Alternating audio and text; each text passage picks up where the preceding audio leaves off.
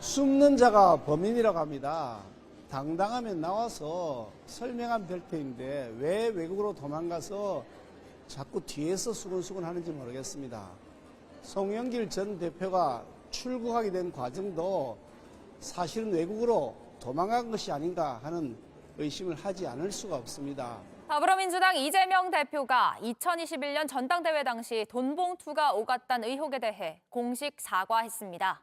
이 대표는 의혹의 중심에 있는 송영길 전 대표에게도 조속히 귀국할 것을 요청했는데 저희 JTBC가 취재해보니 송 전 대표는 검찰 수사는 정치 수사라며 거절한 것으로 파악됐습니다. 이희정 기자입니다.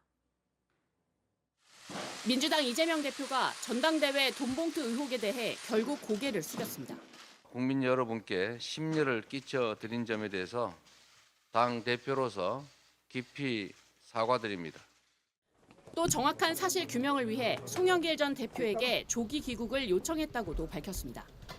하지만 송 전 대표는 검찰 수사로 밝혀진 게 없는 만큼 당장 귀국해야 할 이유가 없다며 사실상 당의 조기 귀국 요청을 거절한 것으로 JTBC 취재 결과 확인됐습니다.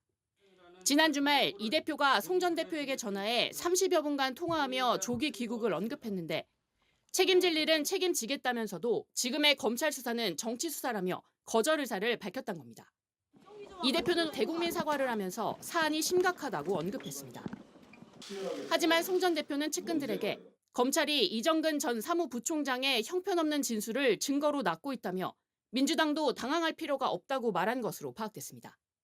이런 가운데 민주당은 당초 논의됐던 자체 진상조사를 하지 않기로 했습니다. 당이 사실 규명을 하기에는 한계가 뚜렷합니다. 그래서 수사기관에 정치적 고려가 배제된 신속하고 공정한 수사를 요청합니다. 국민의힘은 국회 차원의 긴급 현안 질의를 요구하며 공세를 이어갔습니다. JTBC 이희정입니다.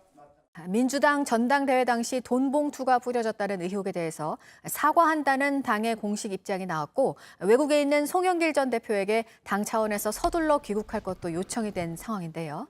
송영길 전 대표가 자신의 입장을 밝히기로 했습니다. 현재 머물고 있는 프랑스에서 이번 주 말인 오는 22일에 기자회견을 열기로 했는데요.